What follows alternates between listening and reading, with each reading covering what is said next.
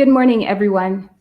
Welcome to the third session of our first ever Virtual Communications Summit. I'm glad that you have gotten up early on this Sunday morning to be with us. It's been an exciting couple of days. We started out with Kirk Nugent, host and producer of How It All Works. He was just sharing with us how we can let down our internet and go where the people are, and how we have to shift our mindset in order to do ministry effectively post-pandemic. And then we moved on to Felicia Datis from Center for Online Evangelism, and her session on digital evangelism just showed us how we can consider Christ's method, which is meeting the needs of the people where they are. And then once we have met their needs, introducing them to our Lord and Savior, Jesus Christ. So it's been a blessing, and we have something really exciting in store for today as well. Felicia started talking about graphic design, how you can use simple tools like Canva to create social posts, and you can have a whole week's worth of posts in just a few hours of work. We're going to continue now along that line with Abigail Comfort. She is the creative director of Be of Good Comfort Design Studio, and she has years of experience in marketing and advertising. She's worked with clients, as you can see, with major clients like Sick Kids Hospital, Scotiabank International, RIM, BlackBerry, FedEx Corporation. And all that wealth of experience she's going to share with us in just the next hour or so. And then we will move on to Q&A. But before we give the floor over to her, I'll just share something about her that I think is really interesting. So I've met her in different contexts at church events and at mutual friends' homes. And in one of those occasions, she told me that in 7th grade, her teacher showed her a video on how commercials are made.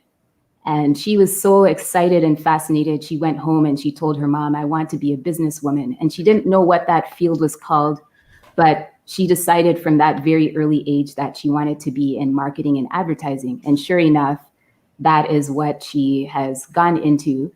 And, I was just like, wow, when I was in 7th grade, I had no idea what I wanted to do with my life. And that told me a lot about her, that she's a very focused and determined woman. So I'm sure that you will be blessed by what she has to share today. And I'm going to give the floor over to you, Abigail.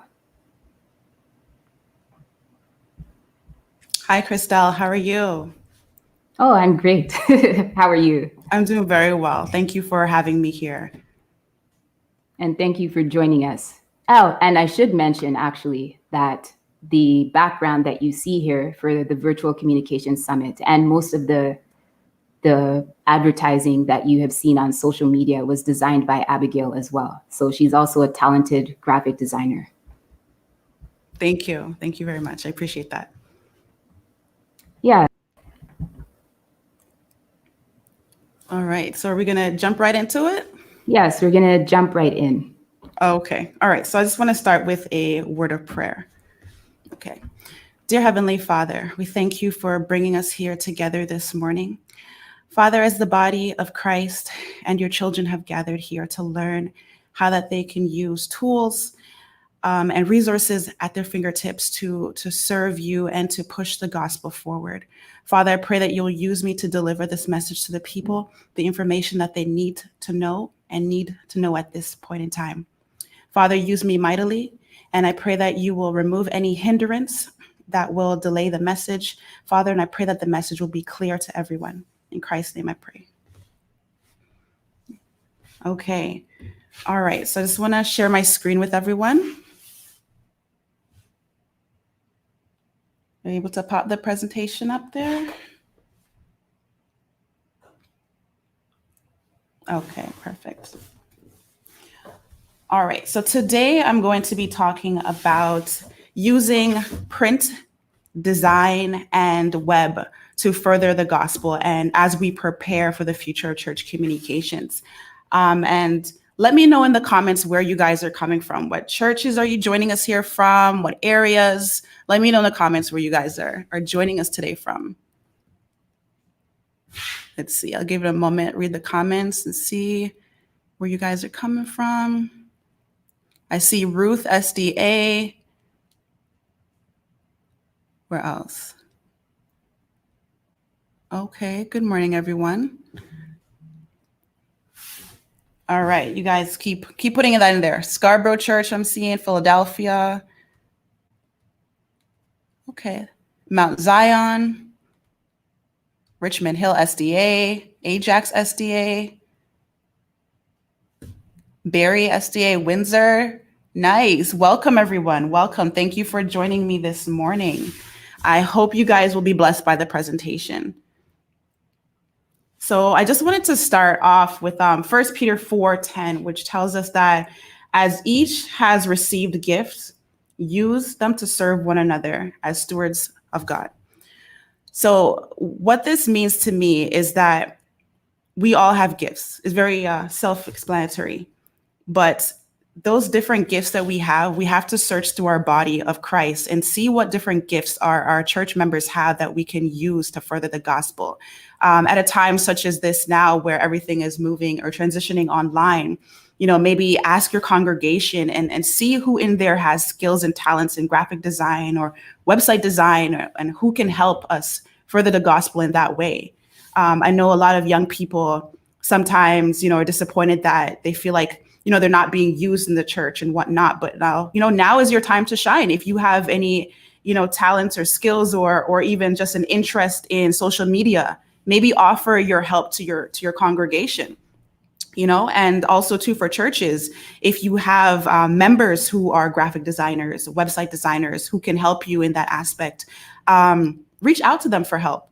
And also too, it takes time to create these things, and everyone has bills to pay and things to do. So, don't be afraid to maybe offer some monetary something to those individuals for their time, just to show your appreciation.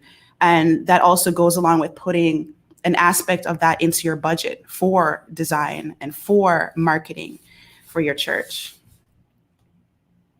All right, so I just want to talk a little bit about myself. I'm Abigail Comfort. I'm a brand strategist and website designer. My company is called Be of Good Comfort Design Studio, where I serve purpose-driven entrepreneurs. In my definition, what a purpose-driven entrepreneur are businesses, organizations, individuals who are using their skills, talents, and gifts to serve in the betterment of others and their community. So these are the type of people that I work with and want to serve, those who are already serving. The programs that I offer are the Brand Breakthrough and Creative Evangelism, which is a program that I offer to churches and ministries. So on today's presentation, we're going to be covering media and ministry as a partnership and how they work well together, the best practices for website designing, using design as an outreach tool, as well as I'll touch a little bit on copywriting for your church media. Also, I'll share with you some design resources that you can use. At the end, if I have enough time to get to it, we will talk about marketing ideas that will help to grow your church online. All right, so talking about media in ministry and why it matters. So where two or more are gathered, right? And right now with this pandemic, people are gathered online. So let's utilize these meetings that we can have online. Also too, so media is a powerful tool used to mass communicate important ideas. Therefore, it matters that we know how to use it appropriately and effectively. Generations ago, Christ in Matthew 28, he commissioned us to preach the gospel, he commissioned us to preach the gospel and to send it across the world. So we have to use whatever methods we have in front of us. So right now we have social media, which allows us to reach so many people that we wouldn't have normally been able to reach just in our local areas. So utilize that resource as well too. These days, hearing the gospel or messages from the church look broader than listening to a sermon on Sabbath. So, of course, we have online teachings and different aspects of reaching people and showing the gospel to people. So since seeing how important it is, it's very important that we learn how to use these methods effectively. so that we can reach our target audience as well too. So just continuing on where two or more are gathered, fish where the people are. Like I mentioned before, most people are online right now, so we can utilize that space. And don't be afraid to go on social media. I know sometimes smaller churches, they might not want to branch out on social media. Maybe they feel their target market is not on there, which may be the case. But it is a great way to get people to know more about you, to interact with people right now, even though we're not able to go into the church buildings. Visual communication is a vital part of how we interact with the world around us. And it is also an important method by which we connect the people and the gospel in worship. Using different forms of media, such as live stream like we are now, social media, to communicate the gospel allows the churches to reach beyond their four walls. When used correctly, these media platforms can positively impact our outreach initiatives. So I just want to touch now on website design. I know a lot of people are debating if it's still relevant to have a church website. Do people even go to your church website? Should we even bother to invest in our church website? So I just want to cover some best practices and show you that it is still important. So the short answer is yes. It is still important to have a website. Before COVID hit, before we knew what social distancing was, our website was the front door that we often forgot about. We didn't maintain it. A lot of websites were out of date. They weren't updated. Your church website has never been more important in ministry right now, and especially in ministry going forward, to establish ministry going forward. Another good thing about websites too is that it's quick and easy to update, unlike when you do a print media, which it costs money to do, and then if you make a mistake, it's permanent. If you make an error, it's permanent. Your website is quick and easy to update, and it's always accessible.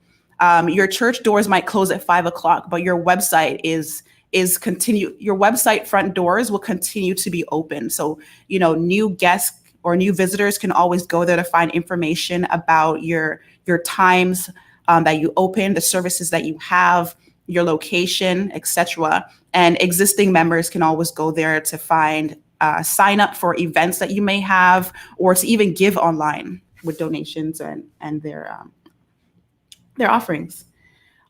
So another great aspect too is that websites are 100% controlled by you. We don't own our social media platforms. So if your social media platform had 1,000 followers or subscribers, and that platform was to go down tomorrow, you would lose access to all of those subscribers, all those relationships that you've built online. They would cease to exist. So your website, your social media should really be used to trickle and draw people back to your website. So basically, you collect the information on social media, you form the relationships, and you eventually send them back to your website, whether that be through maybe offering them a free download or having them register for a program.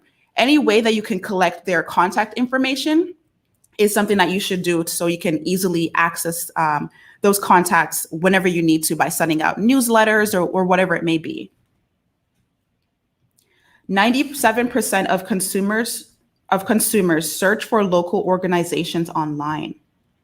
Discovery happens online. So if you want your church to be discovered by an individual in your local area, more often than none, that discovery process happens online. People are always online searching for churches. They're searching for anything, basically. I remember when I had moved out east in a new area, and I went online to find churches near me. I searched that exact same thing, churches near me, and I found a church. I went on their website to see what they were all about. And that's why I decided to go to that church. So people are online searching for your church. So if you are not on there, you should get on there. So 50,000 searches on Google. There are 50,000 searches on Google per second. So this just shows how important a website is as a marketing tool. And knowing how important it is as a marketing tool, it's also very important to now realize that we should invest a lot more time into our websites. Now, I want to share with you 7 components that your church website must have. So these are some best practices that, to make sure that your website have, just so that you are meeting the needs of the people. So the first thing is to actually have a website. There was a study that showed from Lifeway Research that 84% of churches have a website, but that leaves 16% of the congregations, mostly the smaller churches, that do not have a website present. So even if you're a small rural church, chances are the unchurched and the church people are looking for information online, and they will be going online to find information. And if your church is not found online, they won't know to come to your church. Also, knowing your target audience and creating content that meets their needs. I know throughout the summit, we've been talking a lot about knowing your target audience, but repetition deepens the impression. It is very important to know your target audience, to know how to speak to them online, to know what content they want to see, what their interests are, what their struggles are, what their fears are, so that you can meet them where they are and meet their needs. And yes, meet their needs is very important. Pictures speak 1,000 words. So on your website, it is good to have testimonials, photos of your church members in action. Also use photos to show the diversity of your church. If you are a multicultural church, use photos to show the diversity of the church, because people are looking for these things online too. They're looking at how they can relate to the people at this church. Keep your website up to date. For those that have a website, you have to keep it up to date, especially in these times. I've seen a lot of websites that still have outdated flyers and outdated posters from events that they had years ago. So it is important to keep your website up to date. Have somebody there who can refresh your website for you and monitor it. It doesn't take that much time to do. Just have somebody dedicated to look into that. Make sure your website makes clear what your congregation is currently doing or not doing.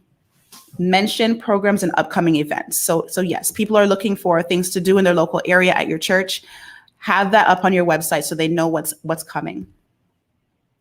Contact information. I know it sounds simple, but your contact information should be in areas of your website where it's clear to see. Don't bury it on, say, the last page of your website.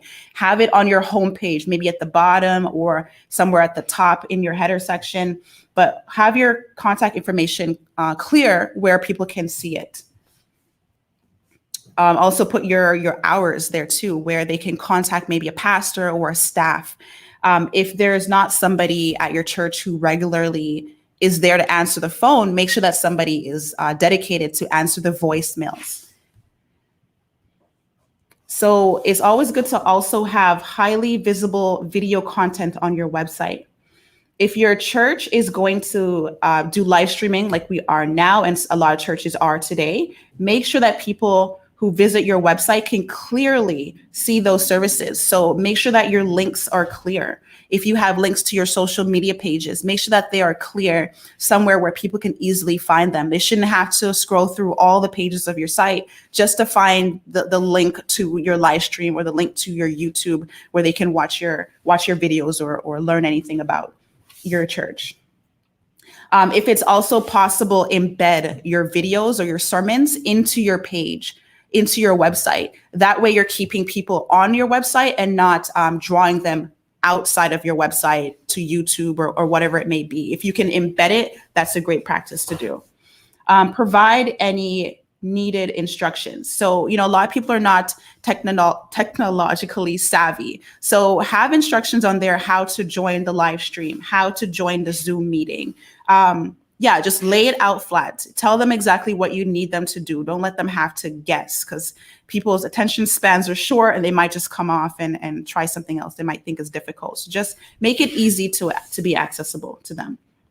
And also have call to actions on your website.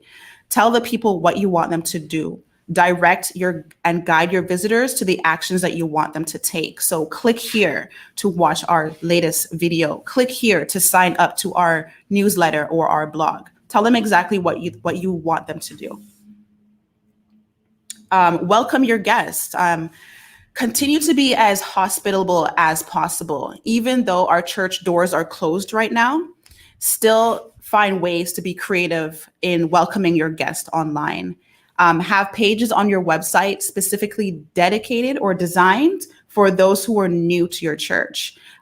So you can welcome them there, because information for them would be different from information that your other body of members need to know. Stuff like so things like parking when church does reopen, just different things that you want to welcome your guests and let them know. Have sections on your website where you can collect email addresses. I've touched on this a little bit earlier.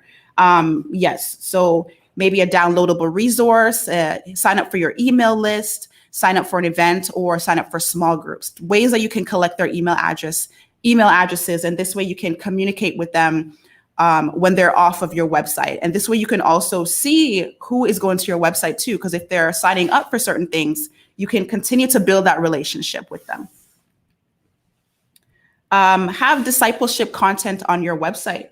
So with more hours at home, many people have more time to invest in their spiritual walk, and they may turn to your website for help with that. If you have some online curriculums, small groups, provide links to those. Even if you just provide like a few resources, online resources, trusted resources that people can go to for certain information, that's also helpful as well. Online giving. So having online giving might not be the only way to help generate income for the church. However, it is important to have a area on your church where you can get that. People aren't able to go into the church today, so it is very important to make sure that you implement on your website ways that they can give to the church. I've put here about 5 different resources that I've collected of where churches can go and platforms churches can use in order to get people to donate to their websites or whatnot. So there's Tidely, there's EasyTide, there's Giftly, there's PayPal, PushPay, and search SecureGive. So you can just screenshot that and then look them up later. Also, too, if anyone needs this presentation at the end, just send me an email and I can send it to you. So this is just an example of an effective church website. It's visually stimulating, it's colorful, it uses large font, it conveys a welcoming, fun atmosphere. It uses excellent use of the branding. Also, too, it draws visitors to the site through animation. When you actually look at the website, it uses animations to really draw the visitors. Also, too, at the top here in the header, it has hover down. It hovers down so you can see more tabs. So it doesn't crowd the top with a whole bunch of tabs, but it hovers down where you can see different tabs and different services that the church offers. Now, I want to jump into using design as an outreach tool and why investing in design is important to your church. Why church design is important to ministry outreach. In the world of business, graphic design has a powerful spot. Although it serves a totally different purpose, it plays a strong role in ministry. Branding and getting your name out there. One way to catch your congregation's attention is through eye-catching design. Sharing visual content is a great way to inform an audience about new events and your church, about your church in general. A good design can really drive a message and make it clear. So in these next slides, I'm just sharing with you some designs that I've created for past clients of mine who were ministry leaders and churches as well.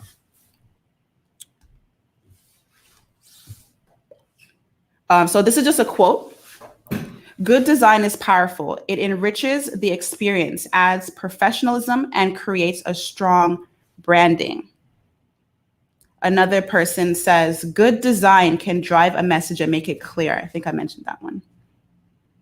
So now 4 reasons church design is important for your print, your web, social, and even PowerPoints.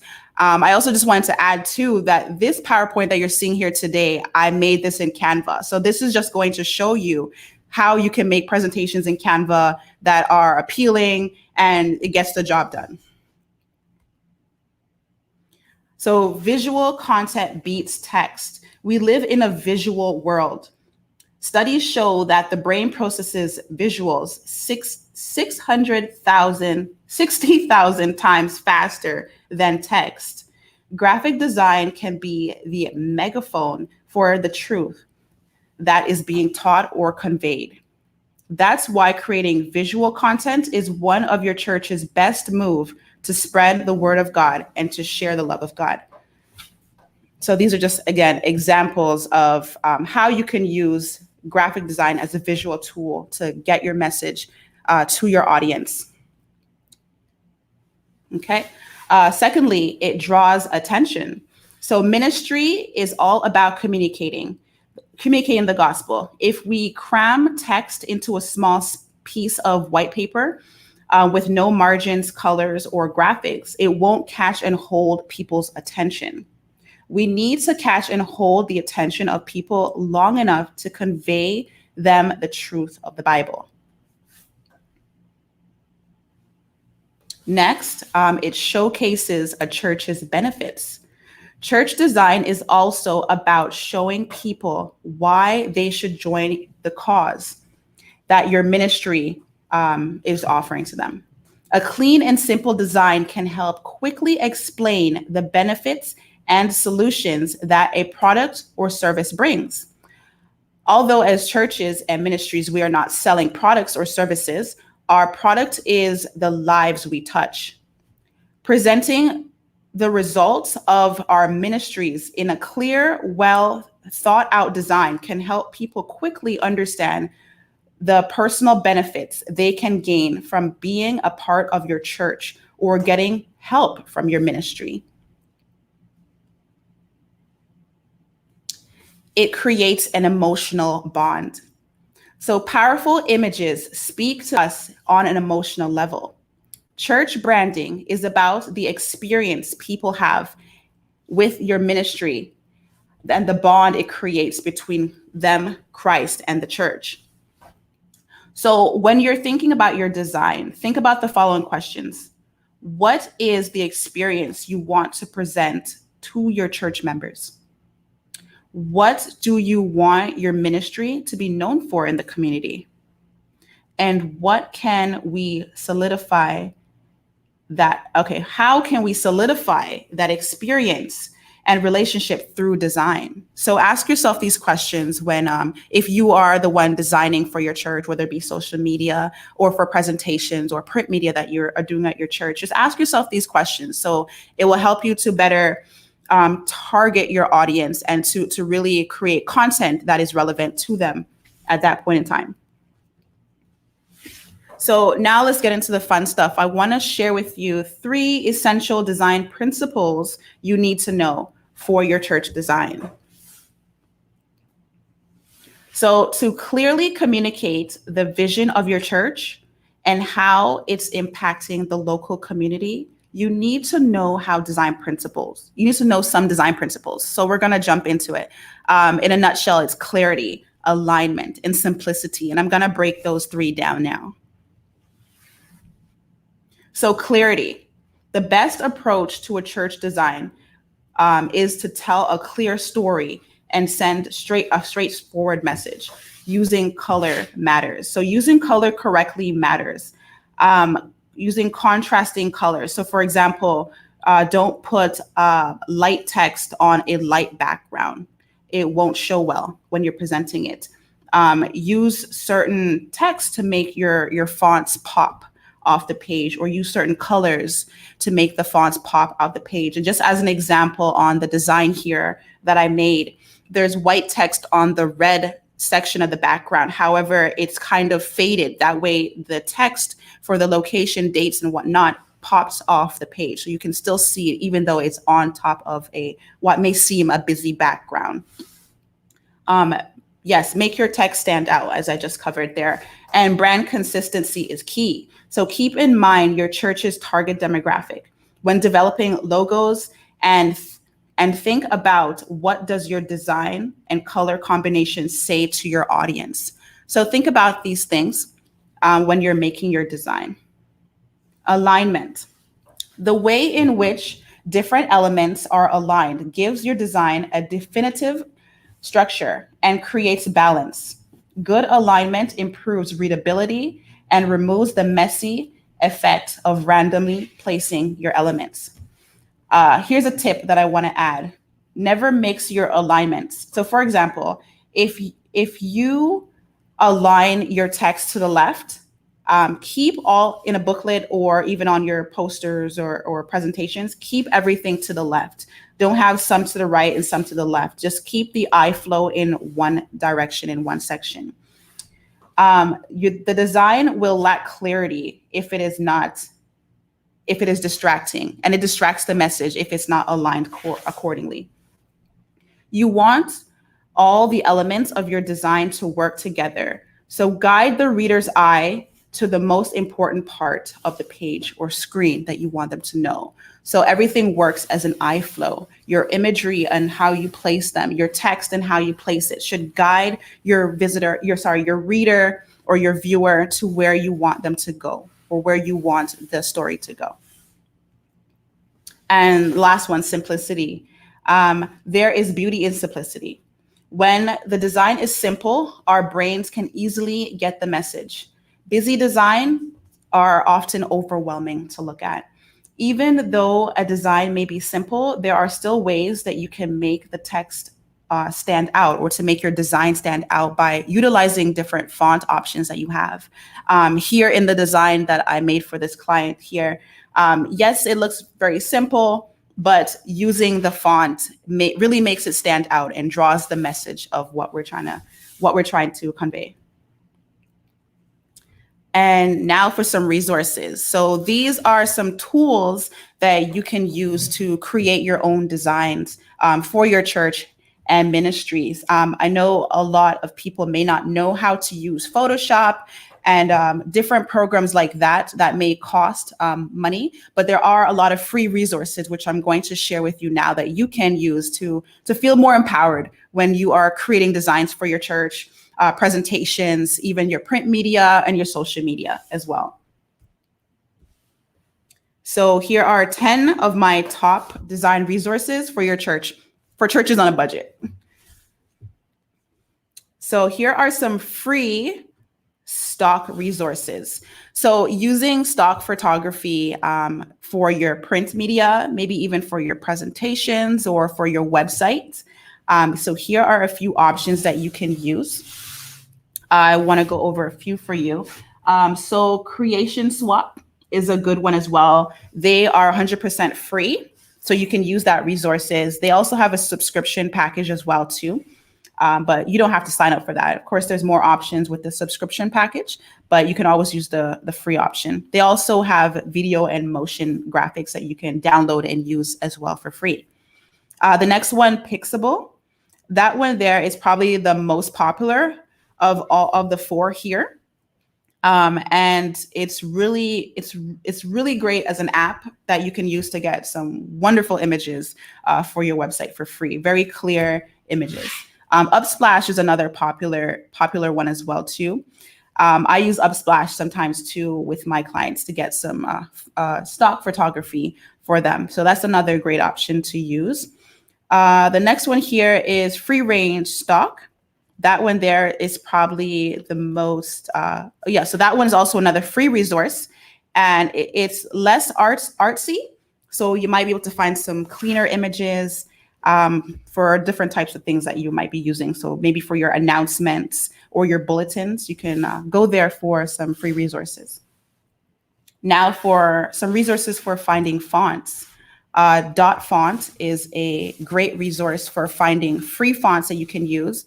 A lot of these sites as well too, Urban Font, also Font Space, and Creative Market. You can use the fonts that you download from here or even the purchased ones, and you can even implement them into Canva, upload those fonts to Canva, and then you can design them in there. So you don't necessarily need to have Photoshop or any fancy programs to use these fonts.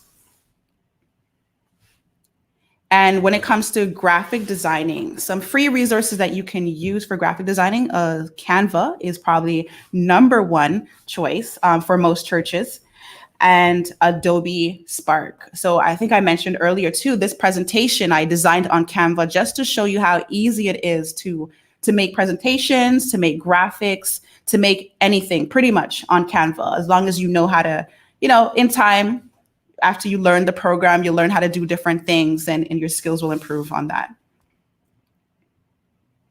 So some apps that you can use from your phone or even your tablet.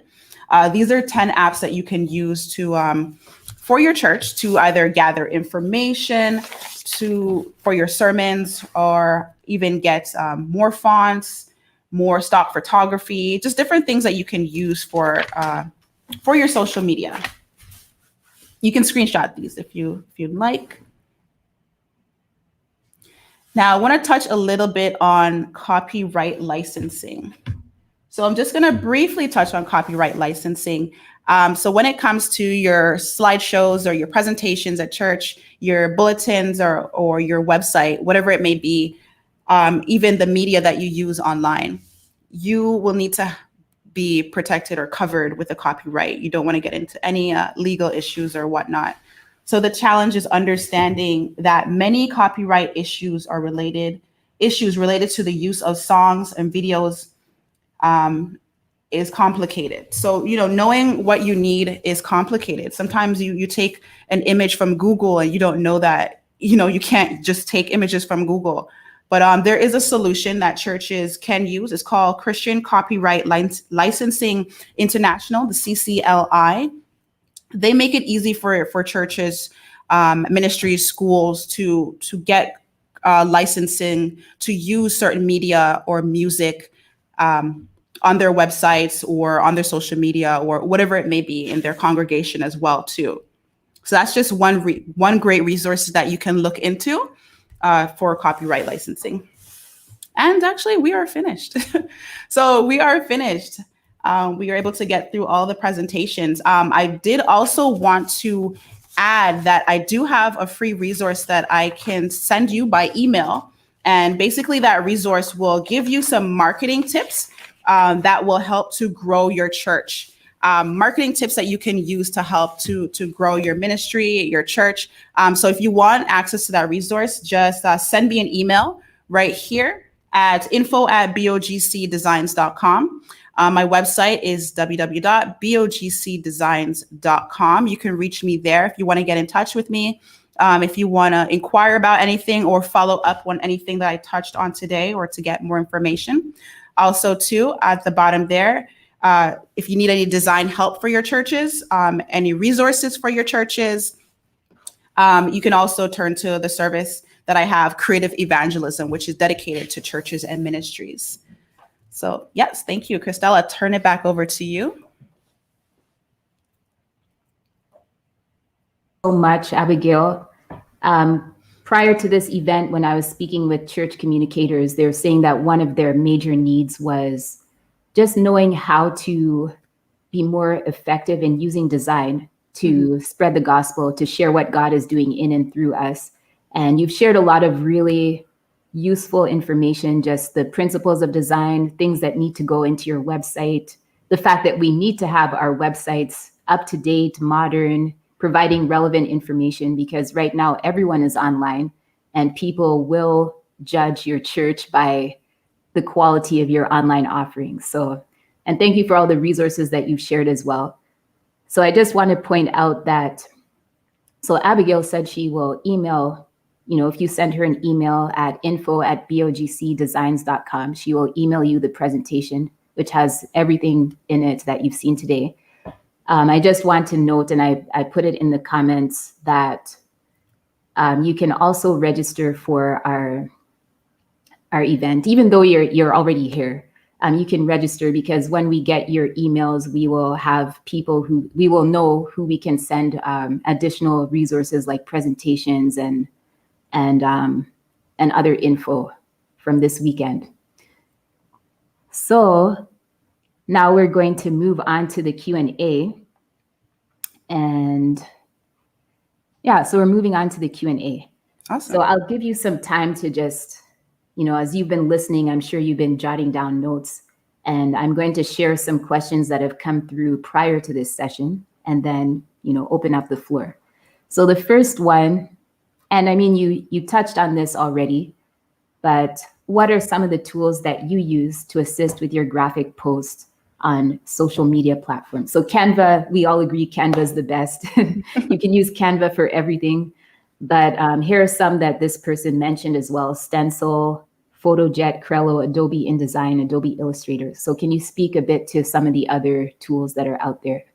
Yes. So when it comes to Adobe Illustrator or Adobe Design, you might need a membership. That's maybe not accessible to majority of the people. But if you really want to keep it simple, Canva can do pretty much everything that these can do, and maybe even more. They're always adding new things. Another new feature that Canva recently added was they're allowing you to schedule your post directly in Canva. So as soon as you design something, you can schedule it and then have it post for you automatically, whichever day you set it to. So that's pretty good as well too. Another thing that you can do after you've designed your post, there's another resource that you can use. It's called Planoly. That way you can plan out your whole month's calendar of posts and your captions, everything, your stories, and then it will post it for you at the dates that you set it to. So these are some other resources that you can use along with the ones that you mentioned here as well too. Okay, so there's a question that has come in here. It says, what is the first step in setting up a website? That's from Allison Down. What is the first step in setting up a website? I've heard such terms as web coding, data, etc. Web queen? Web coding. Oh, web coding. Yes. Okay. Yeah. Okay. Thank you for that question, Allison. Some of the first steps to setting up your website, again, is knowing your target audience, because everything is basically going to evolve around your target audience. Your design is going to evolve around that. The content that you create on the site is going to evolve around that. In the slides, I did touch on some of the elements that you do need to have on your website. But one of the first steps is maybe choose the platform that you want to use. If somebody in your church is doing it for you who may not have experience, there's a lot of free websites that you can use, free drag and drop platforms that you can use, like Wix, to create your church website. WordPress, you can use Weebly. There's so many different things that you can, platforms that you can use to create your website with. So know your target audience, know what the look and feel that you want for your website to be. So maybe meet with maybe have like a team at your church that is dedicated to the design aspect of your website, or maybe an individual.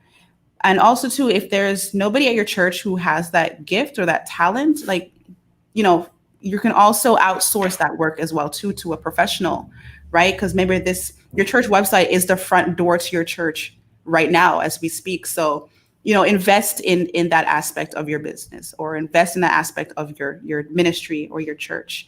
So choose your platform that you want to use. What is the look and feel that you want to convey through your design or for your church?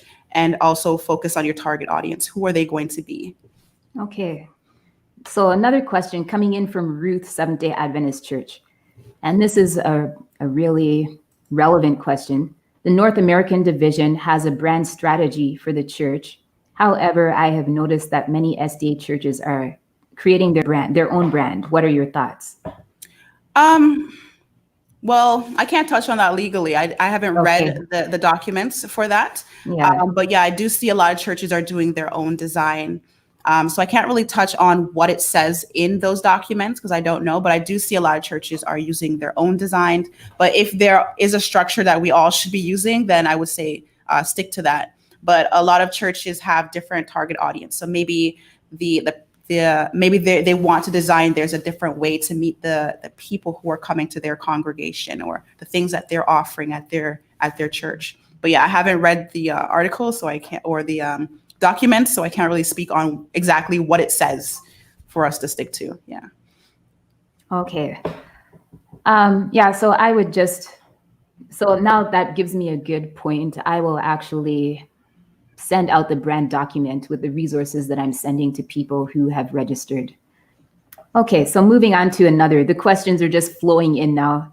So what considerations from Cheryl Street, what considerations should be in mind when designing the church website to show diversity and using pictures and videos of the church members? What consideration should you keep in mind? Yeah.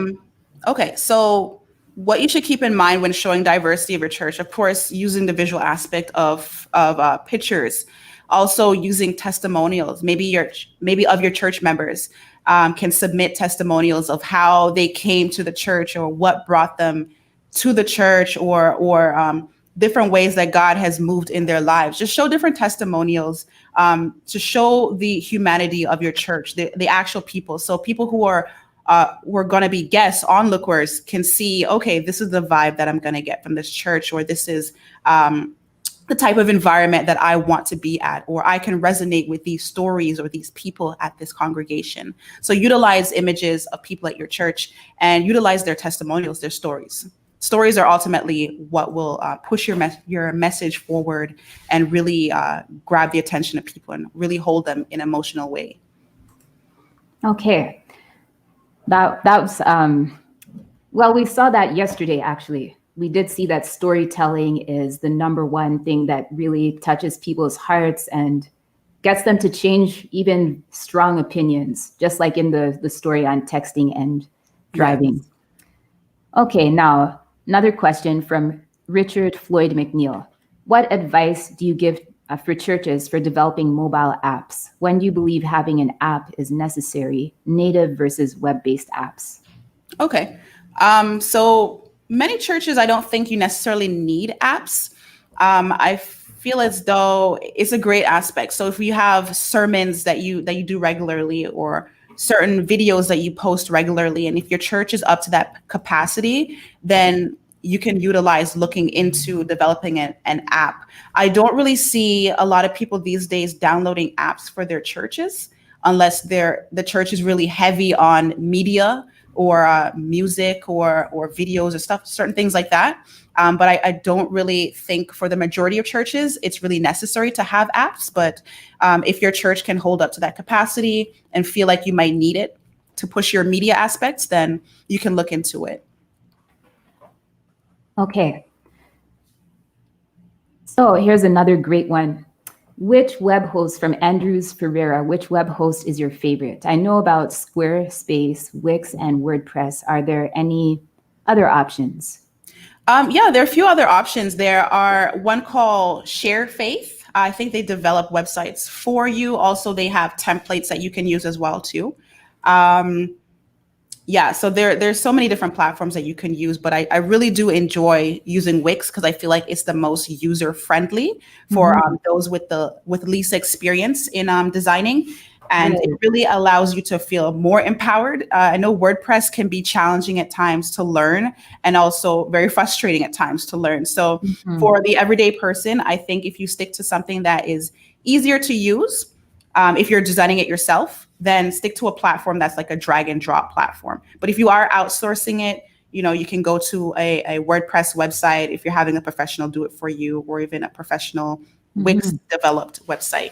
But I would say stick to a drag and drop option if you're not that experienced in using different website platforms. Yeah, so I just want to highlight a comment that has come in from Kirby Joseph.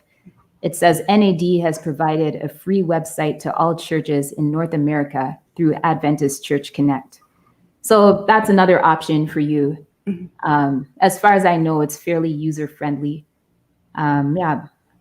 So I'll leave it there because I'm not a web specialist at all, but there is a resource from NAD. Yes. Okay. Okay. So moving to some of the other questions here. This is a very good one. So how often should I post fresh content on my website? On your website. Okay. Yeah. So a lot of people feel like they have a structure of when you must post. And sometimes that can feel overwhelming too. Like maybe you don't have something to post. So post as you feel, as you see the need of the people in your congregation, post towards what is currently going on in your ministry or in your church. If you see that somebody in your congregation is struggling, maybe there was a death in their family, or Yeah. they're struggling financially right now, or they're lonely because of the COVID and they can't visit their family, maybe post on certain topics like that that can really resonate with them at this particular time, with this particular emotions that they are going through right now. So really take the time and observe the members in your church and what their struggles are, what they're currently going through, and post towards that, or use that as inspiration for content that you can put on your websites or even your social media. As to how often to post, there's not really a set times to post. I know there are resources online I was going to share. So for example, if you're posting educational information on social media versus information about business or certain things, people are more susceptible for receiving those information on those days. You can just Google it, or I can send it to you if you email me. So as in times to post, it's maybe once a week, maybe a few times a week. I know with churches, it's like, we're open on Sabbath, and then the rest of the week, nobody's there. Yeah. But Right. so maybe you can have somebody dedicated to keeping the body of Christ updated with certain things throughout the week, maybe every other day. Try different things and see how it works for you. Try different variation of days, see how it works for you. Yeah. Okay. So that's a good answer. Just it varies from church to church. Some people will have church members who will be going on the website a lot, others not as much. But one thing we can agree on is you have to keep your website updated. So don't have something from 3 or 4 years ago on the front page. Correct. Okay, so another question is,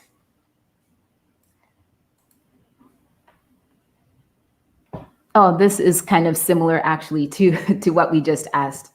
So I will skip that one, I think. So what are some helpful online resources that we can use to refer for choosing great and trending color combinations for graphic posts? Oh, okay. There is a website that I recently started, well, not recently started using, but I started recommending it to people. It's called Colorzilla. So it's a Chrome attachment. So if you download Colorzilla, it allows you. So for example, say you go on Pinterest for inspiration and you see a color combination that you like, but you don't know what the hex codes are for those colors. You can use the Colorzilla and it will tell you what the hex codes are. So that way you can get those colors to use on your social media when you're in Canva or whatnot. Also, Canva now has a color matching aspect of it too. So if you upload a photo, it can show you what colors are used in that photo. So that can help you to choose certain colors that you might want to use for your ministry or your church in their design. Yeah, so a question that I have as far as Canva. So you've mentioned that there's color matching and there's scheduling. Are those available in the basic Canva, or would you have to have Canva Pro? I have the Canva Pro. I believe that the scheduling is as a free trial, is offered as a free trial right now for the free version, but the color matching is available for the free version of Canva. Okay, perfect. So this one, I'm not sure if this is within your sphere, but you can speak to it if you can. From Sean Brooks, how can we, someone asked, sorry, can you post the name of that color matching site? So Colorzilla. Colorzilla. Okay. Colorzilla. So can we just see that across the screen? Colorzilla.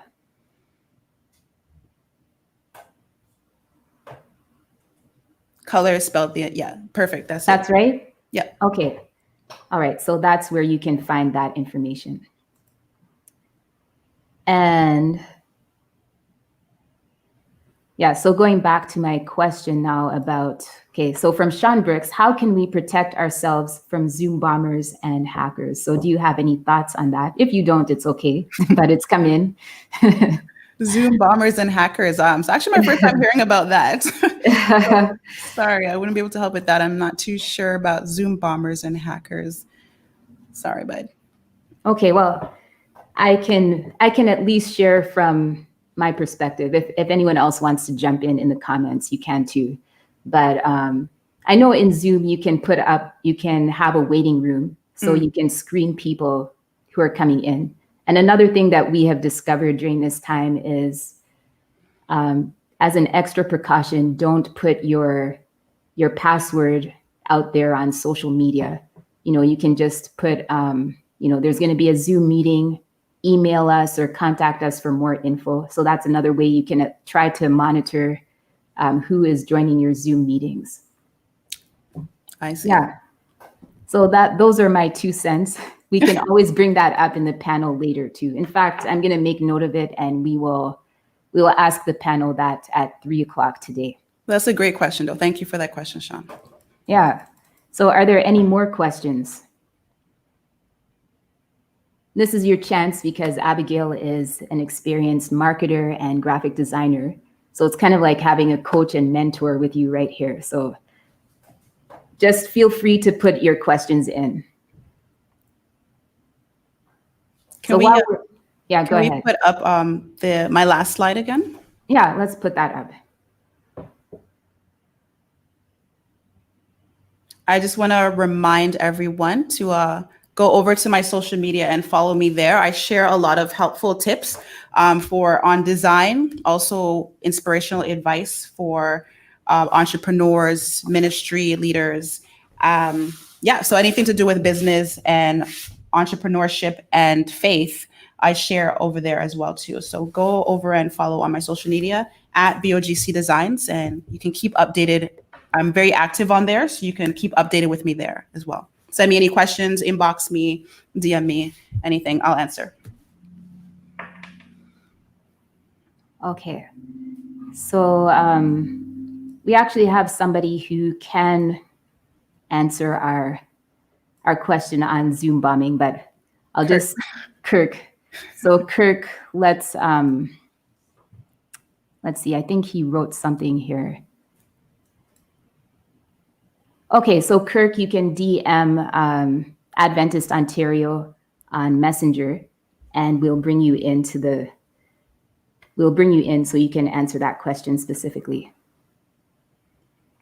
So here's something. What is an effective way to market your church's Facebook page? So questions are coming in again. So that's from Josanne James. What is an effective way to market your church's Facebook page?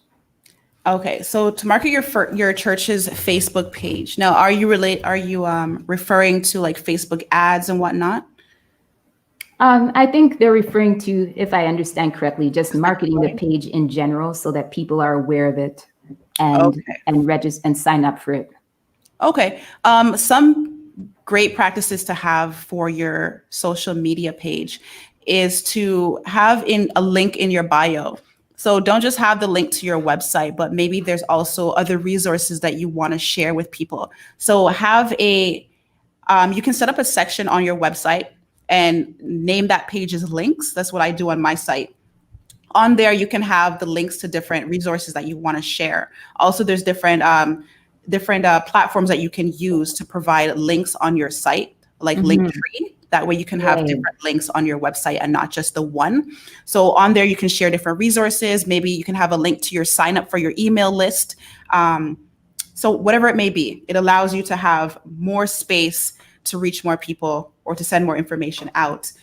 In terms of promoting your site, your page as well too, respond to your comments. If people are asking you questions in the comments about something that you posted about your church or a message or a quote that you posted, respond to them, interact with them online. That's how you develop relationships and you keep people wanting to come back for more because this person is actually engaging with them. And social media is about being social. So engage with your community online, maybe even reach out. If you have some members online or maybe send them a message, maybe not an inbox message, but comment on something that they posted, something that was inspiring, maybe even repost it in your stories. So just engagement. Yes. Yeah. So from MZFC Clerk, do you have any resources for royalty-free music? Royalty-free music. I don't Yeah. have them on me, but I know you can Google royalty-free music. There was one that I used before. I don't remember the name of the website, but I can find it for you if you emailed me, just to remind me, or DM me on social media. There is a free resource that I was using before, but I don't remember the name of it. So just get back to me and I'll send that to you. Okay. So from Allison Down, how do we determine who or what is our target audience? So this is something we've been grappling with this whole weekend. If you can touch on that from your perspective. Okay, so how to determine who your target audience is. The best thing to do is to create a persona. So the message that you want them to, what is the message that you want to convey? And who are the type of people that you want to send this message to? I know your church might have different groups of people. Maybe it has majority seniors or majority young people or whatnot. So choose like who you want to target your message to, right? And it's also to people always think that you only have one target. You don't always have one target. You can have different segments of target audiences, right? So maybe some of the content that you create is to the seniors within your church, the senior body, so they're not, left out, or to the young people. You can still target different people. Of course, maybe your website or some of your social media posts may be targeted to a certain demographic that may majority be on that platform. Maybe your senior body is not on social media. They may be on Facebook.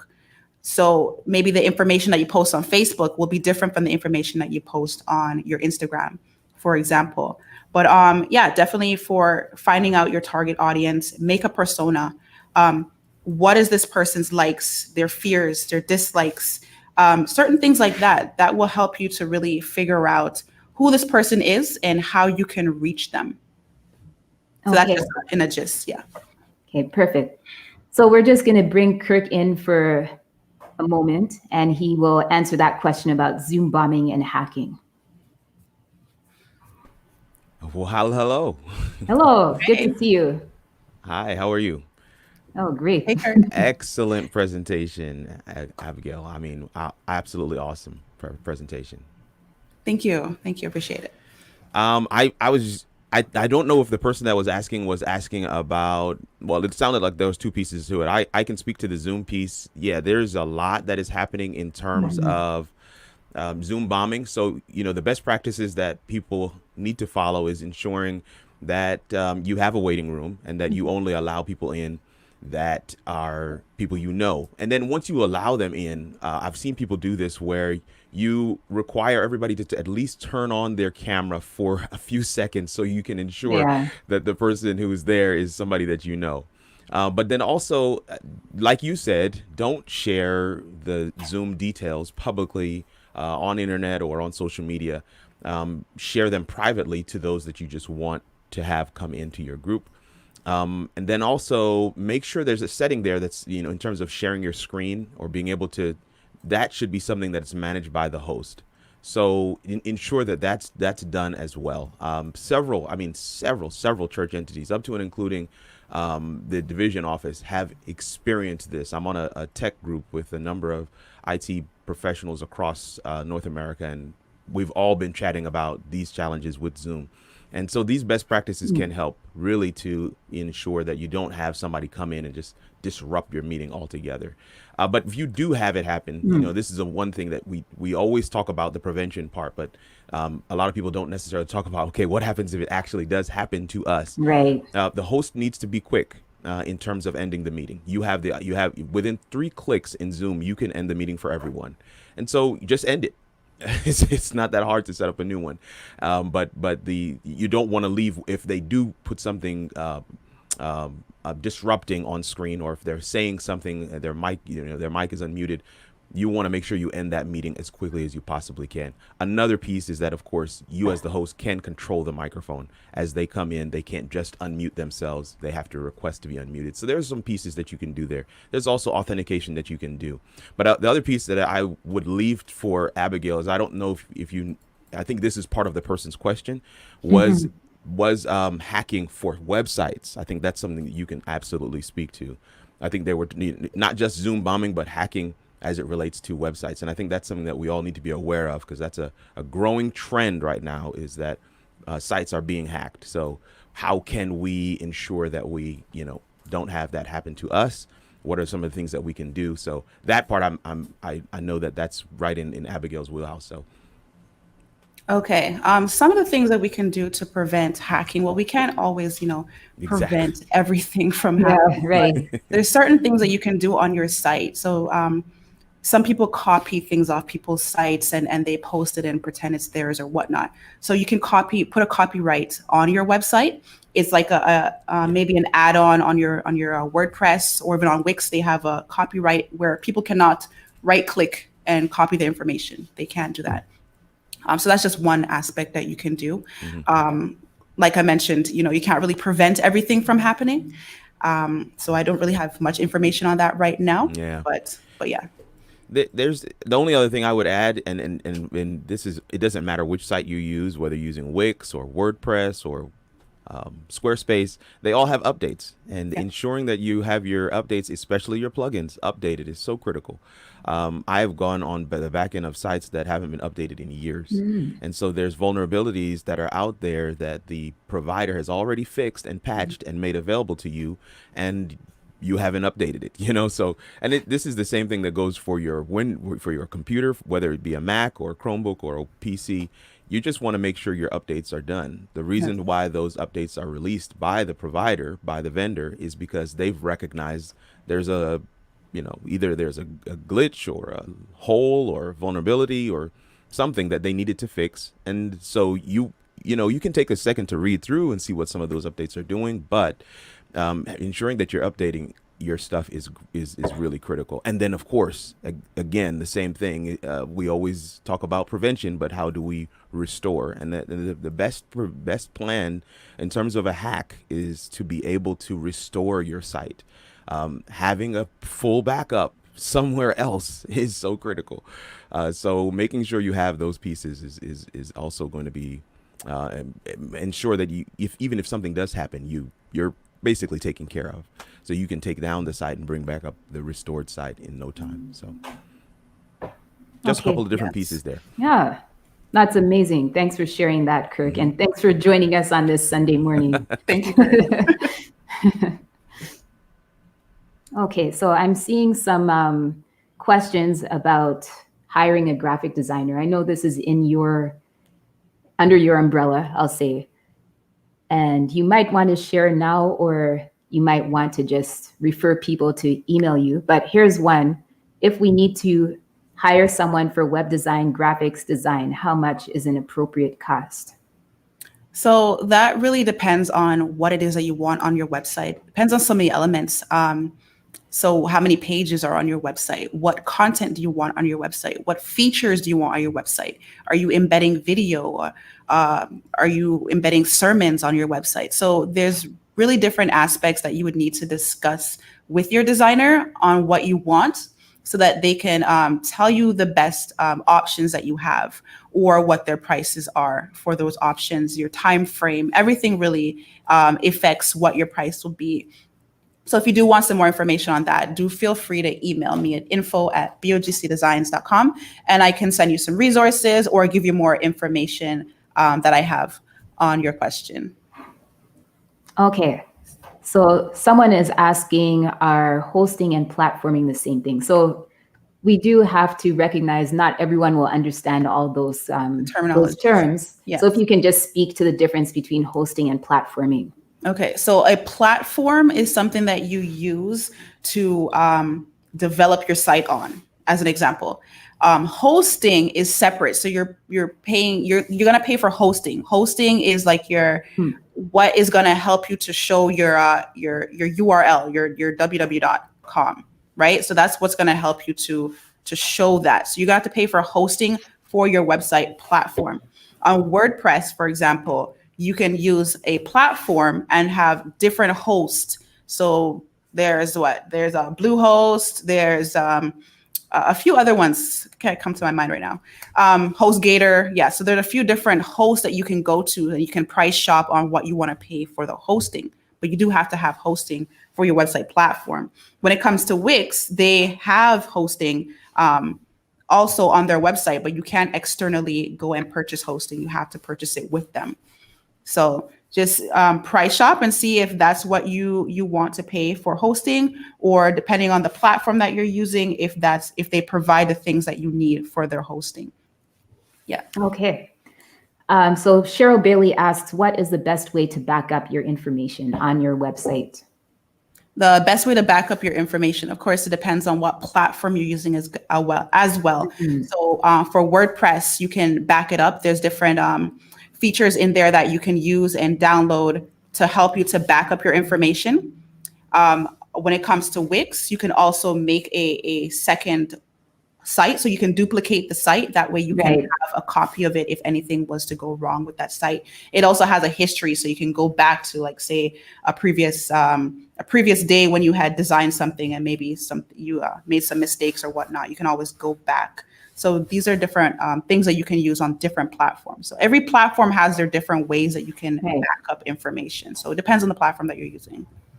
Okay. And from Rosalind Armstrong, asking for a church friend, how important is having a church's motto, mission, and vision mentioned on a church website? So it is important because people want to know, they want to connect with your church somehow. And again, that's part of your story. Your mission, your vision is part of your story. So that also helps to people to resonate with you if they agree with your mission, if they agree with your story or your vision. Even businesses have to have a vision. Most of them do for their business, right? So it is important. You don't have to plaster it everywhere, but I would Yeah. make mention of it maybe on your homepage somewhere, or even on your about page if you have one. Yeah, Mhm. I would mention it. Okay, and just kind of along those lines, what would you say are the things that should go on your front page so that people see right away? The front page of your website, people see right away.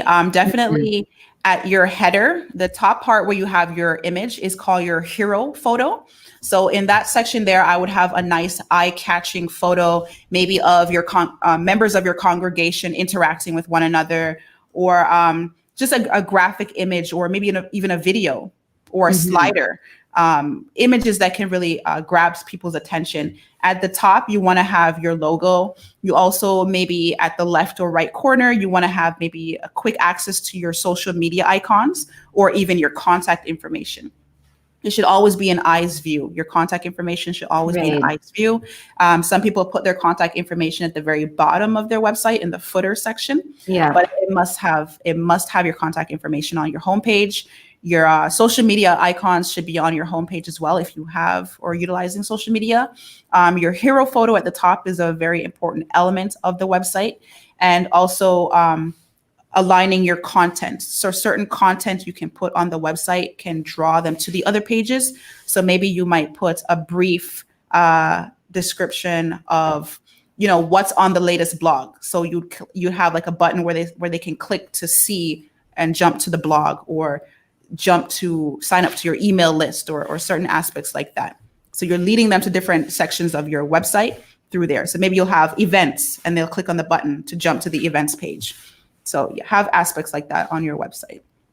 Okay, so here's something that I think you could speak to from Andrews Ferreira. How do you get your vision across to your graphic designers? So I think this is really interesting because, I guess whoever it is who's hiring you, or maybe it's a pastor who's overseeing some graphic designers in the church, sometimes it's hard to kind of get on the same page. So what would you recommend? So a good designer and a good graphic designer and a good website designer will normally meet with their client and have a strategy session. So during that strategy session, it can last anywhere from like an hour or even more. Sometimes I've seen strategy sessions last 3 hours. So during this time, your designer and you are really getting to know one another. They're spending time to see what your values are, to learn your values of your ministry, your church, your business, whatever it may be, and asking you certain questions to really break down certain barriers so they can know exactly how to design that for you. They're going to ask you questions like, what is the mood that you want people to feel when they enter your church website, when they go on your church website? What is the type of language that you're using to your people? So certain aspects like that, but your designer and yourself should really sit down and have a strategy session where you're discussing the different elements of your site or your design, your logo, your look and feel, that what you're trying to get across, your mission, your vision. All these things are good to have, make a mental note of, or even have written down, because it's going to help your designer to better see your vision. But you do need to have that time together to get to know one another, or for them to get to know more about your ministry or your church or the project that you're doing. So yeah, strategy sessions. Okay, so we have a question. It's come up twice, so I'm assuming it's really important. Chester Lewis, when you take someone out of the meeting, so this is referring to the Zoom. When you take someone out of the meeting, they are not supposed to have re-entry. Is that a good option, as that is also a few clicks? So I believe, and you can clarify if you want, Chester, but I believe he's talking about, he's talking about taking someone out of the meeting versus just ending the meeting. So Kirk, if you're still there, or if you can come back in and speak to that.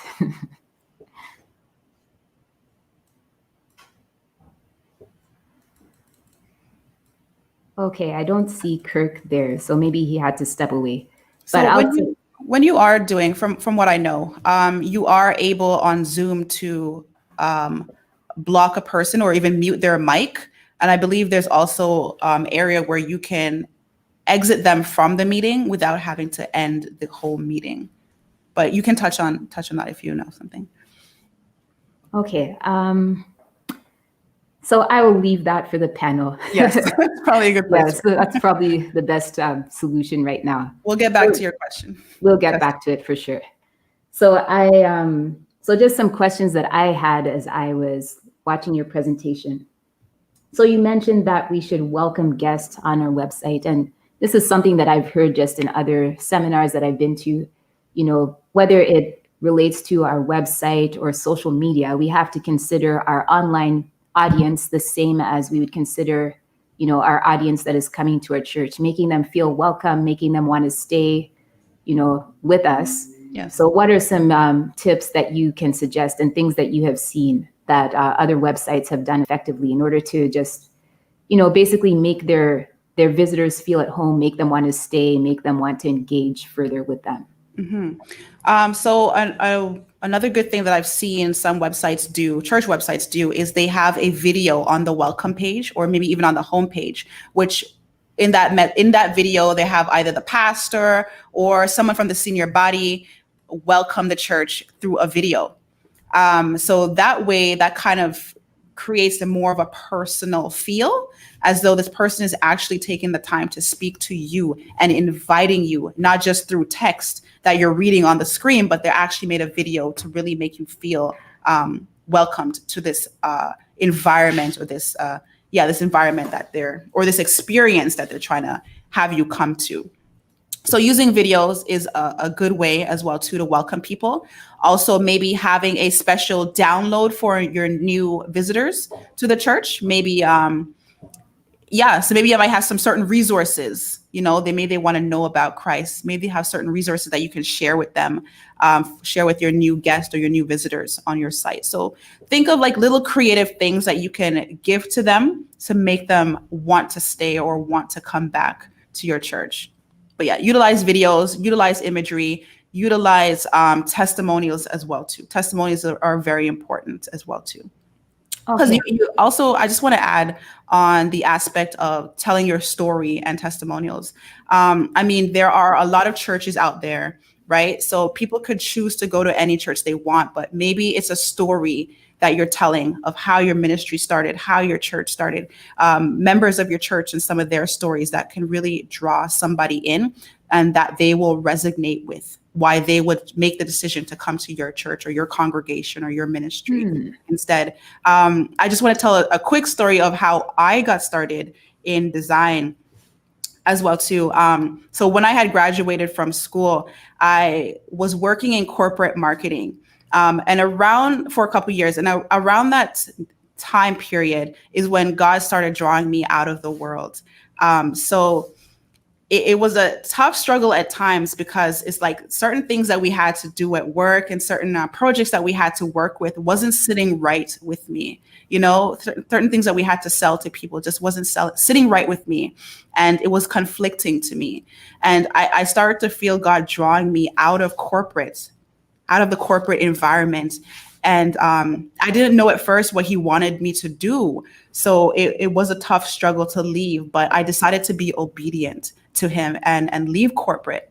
And a couple years later, he gave me Be of Good Comfort to start as a business, because I remember crying out to him and I'd be like, God, I still have a love for design and all these things. How can I use my talents that you have given me to serve you, to really serve you and your people, instead of just dropping my gifts like that? So, and that's when he gave me the idea for Be of Good Comfort Design. So that's how the company birthed. And a lot through telling my story, I found that a lot of my clients have come to me because they could resonate with my story, because there's a ton of designers out there, a ton of website designers.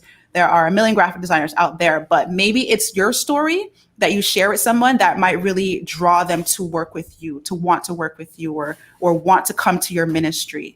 Right. So telling stories are very important. Sharing your life experiences are very important, so that people can relate with you and really get to know you a little bit more. Yeah.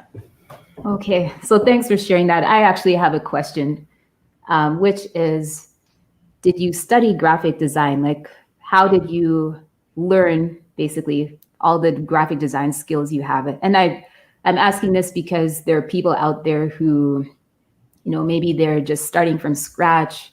They've never designed anything, and now they're suddenly, having to design social media posts or websites or whatever. What would you recommend for people in order to increase their skills based on your own experience? So I started doing design before I entered school. I more so entered school to get the business aspect of marketing and design. So things that you can do right now to really help with your getting inspiration, I would just say practice. Practice makes perfect. If you have a desire, or if you are being given the task to design things for your church and you have an interest in design, just practice. Make little designs for yourself. I mean, I started out making free designs. Some of my friends, would preach and whatnot. So I started out making free designs for some of my friends and whatnot. And then they started saying, oh, this is really good. So I started doing a lot more, and I found more people coming to me to do design work for them as well too. So just start with what you have. Even if you have to just do a couple designs per week or whatnot, just to practice, some of your abilities, try out different programs and different things like that, just to develop your skills. So practice, just practice. Practice makes perfect. Yes, absolutely. So there's a question from Orville Martin. So you had spoken a bit on copyright. So he's asking, what kind of permissions do we need to post photos or video of members on our website or social media? What are the legality issues? So sometimes you can maybe get a release, maybe have a release form if you know that you're going to be using this video which has members of your church in it, or maybe even you filmed it outside and people who are not in your church are in it. A lot of people cover their butts by getting a document for people to sign off saying that they give permission to use their photo or their video on the website or whatnot. So you can have a release form. I don't see many churches doing that for their website. I mean, if it's your members of the church, I don't really see much churches getting any type of permission from their members for posting pictures of them on their website. Maybe they just ask them, hey, we're going to post a picture that we took at this event on the site, and they just say yes or no. But yeah, you can ask them if you can post their photos. Yes.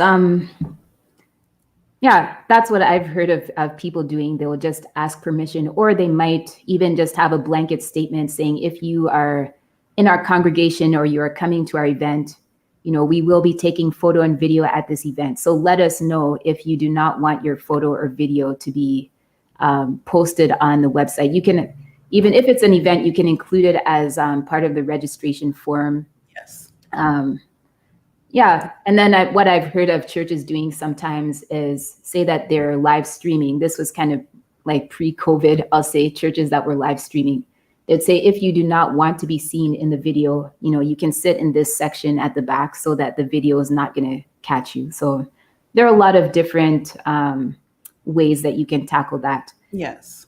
So somebody is just saying here, maybe we can just highlight this comment from Ruth Seventh-day Adventist Church. So it says, YouTube is a great resource with many tutorials on numerous programs like Canva, Photoshop, Adobe Spark, etc. And I can say that recently I was in a situation where, I had to do some light video editing by myself. And I went on YouTube and I got the answers that I needed. So YouTube is probably number one.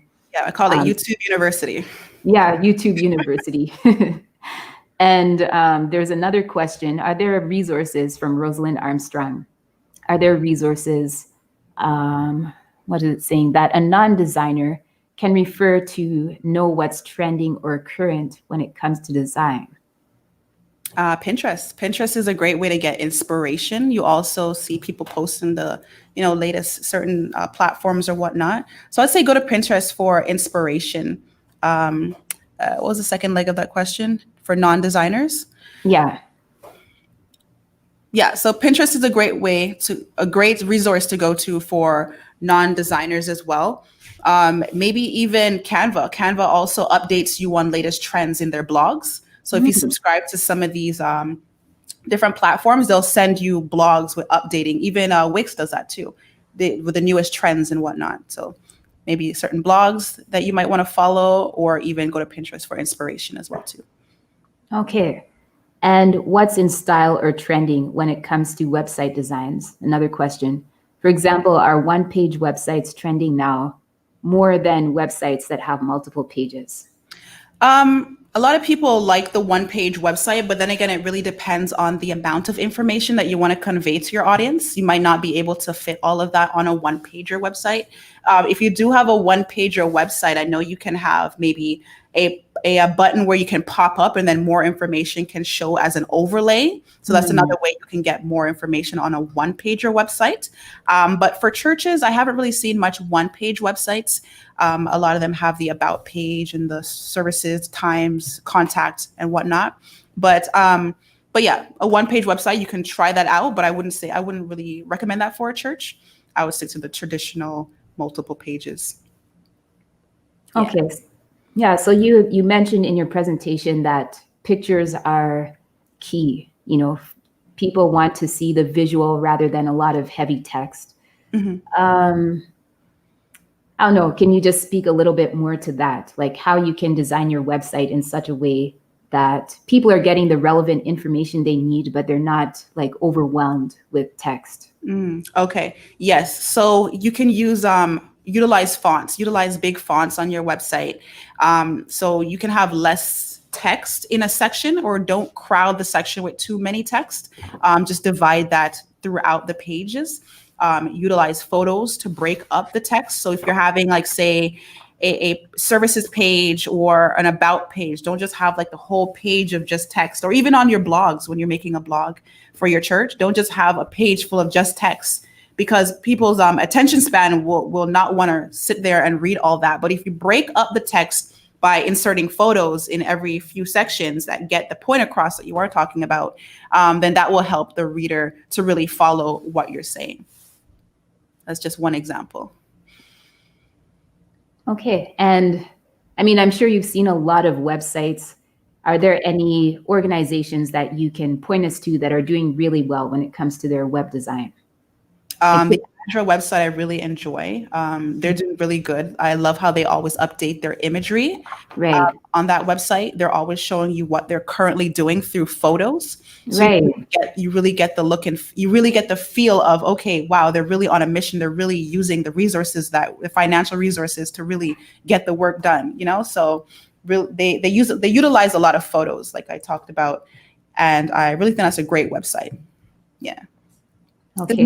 There's many church websites that I love. Yeah. I can't think of any right now. Yeah, that's okay. So ADRA, I guess we'll just recommend everybody go look and see what ADRA is doing. Maybe you'll get some pointers on the visual aspect, the type of content that you can have, etc. Okay, so are there any more questions?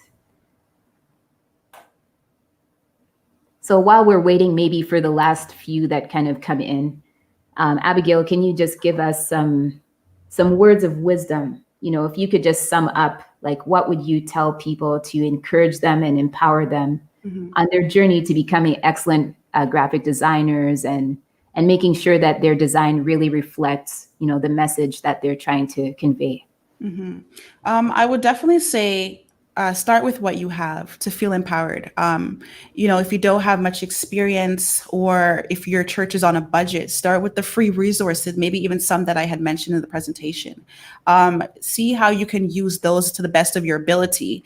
And then from there, you can see if you want to move on to like a paid service for something. You would, again, also too, want to really hone in on utilizing the people and the congregation and their skills and talents in the church. You may have people who know how to do certain things and they can really, really help the ministry in that aspect. So utilize your people and showcase their gifts as well through the things that you're doing in your ministry. Those are some tips. Okay, and those are really great tips. So don't ignore design. Design is essential to ministry. So just like IT, media, communications are essential, design is essential. And if you do not have the skill set, there are people out there like Abigail who can help you. And, I'm looking forward to gathering more resources. I saw that as a comment of people who have skill sets in design and graphic design and web design that churches can connect with. So we can wrap up here. I mean, if any more questions come to mind, definitely reach out to me at cagboka@adventistontario.org. And can we just have that? Yeah, so you can see that, cagboka@adventistontario.org. If anything else comes up, remember that we have a panel at 3 p.m. and we're going to have Abigail back. We'll have Kirk, Felicia, and we're going to have 2 special guests who are in live streaming. So you can see the graphic there, Kirk, Felicia, Abigail. I know that you have been blessed by all 3 of them. And I know that the special guests are also going to add something wonderful to the table. They are into all different types of communications, writing, speaking, media, etc. And there is a question that has come up before we wrap up. One more question. Would you ever utilize surveys on websites, and where would you place these surveys? Oh, yes. Utilize forms on your website as well, too. So maybe sign up forms on your website. Surveys, yes. You can utilize surveys. Maybe you can have a section on the welcome page for your new guests and put a survey on there or a plugin on there where maybe you can ask some questions about what kind of content you want to see. What are you currently, struggling with right now or going through? What questions do you have about the church, or what questions do you have about the faith, or whatever it may be? Ask some different questions. And then through these questions, you can better use it towards your social media marketing. You can use it towards your blog posts and certain things that you need to communicate with them about. So yeah, utilize the forms, because in order to know something, you have to ask the questions, right? So ask the questions that you need answers to. Okay. And I just wanted to briefly highlight our special guests right now. So we'll show their bio images. So one of them is Bryant Taylor. If we can just see his image. Bryant Taylor. Okay, so he will introduce himself later as well, but he is presently the president of the Society of Adventist Communicators, and he's a tech guy, he's a tech guru, and you're gonna really enjoy having him on the panel. And then the other one is Robert Kennedy. So he specializes in speaking, in public speaking, and he's a podcaster and has experience in different aspects of communication. So I just really encourage you to come out. We're not done yet. That's our grand finale. We'll have everybody there. As many questions as we can cover in those 2 hours, we will cover. And I also want to remind you that we have a Facebook group. So if we can just see that information, we have a group on Facebook, and it's called Ontario Conference Communications Group. So you can just put that in the search and just send a request to connect. And that way you will be able to get resources, and you'll be able to just network with fellow communicators or people who are interested in communications in our conference and even outside of our conference. So we want this to not just be, an event and then it ends and everyone goes their separate ways. We really do. We've seen a lot of great interaction in the comments. We've seen that so many people are interested in using these different tools to spread the gospel, and we want to keep that conversation going. And we also look forward to having more of these events in the future. And by staying connected, we'll know what topics are on your hearts and what will really help you. So I will end there.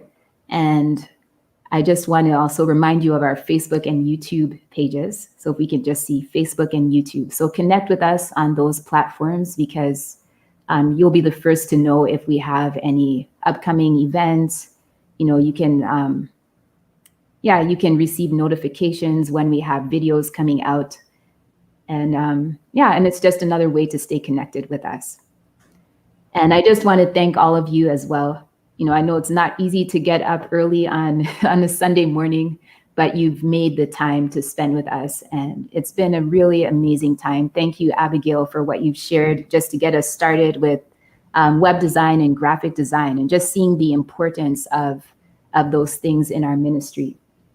So I'm just going to ask you, Abigail, to close us off with another word of prayer. Sure.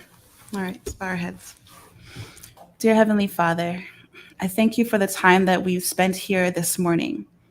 Father, I pray that the information that was given to your body was helpful and fruitful, Father, and I pray that it will not end here. I pray that you will equip them with the tools that they need, the skills that they need, the abilities that they need, Father, to further your gospel through whatever means it may be possible, whether that be through design, through web, through communicating, through reaching out, through telling their stories, sharing their testimonies personally. Father, use us all for your glory and to further your kingdom. Be with us now, Father, and be with the other panelists as we prepare for the panel discussion later on today. Help us to provide the information that your body needs to hear, and that will be helpful to them. In Jesus' name I pray, amen. Amen. Okay, so thank you so much, Abigail, and see you at 3. Okay, Take bye. care. Take Bye. care.